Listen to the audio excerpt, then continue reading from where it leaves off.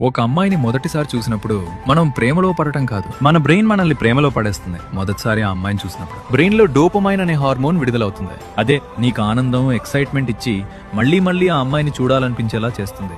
ఆ అమ్మాయి నవ్వు చూసినప్పుడు నీ బ్రెయిన్ ఆమెను మరింత ప్రత్యేకంగా గుర్తుంచుకుంటుంది. అందుకే వేరే పనులు చేస్తున్నా కూడా ఆ అమ్మాయి గురించి ఆలోచిస్తూ ఉంటావు.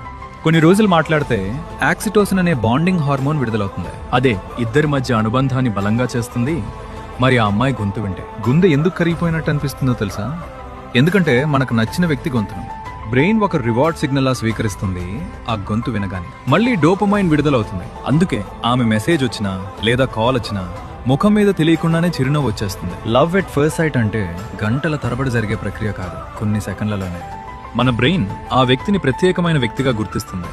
ఆ తర్వాత ప్రతి చూపు, ప్రతి నవ్వు, ప్రతి మాట ఆ భావాన్ని ఇంకా పెంచుతాయి. అందుకే కొంతమంది ప్రేమలో పడరు, ప్రేమకు బానిసలైపోతారు.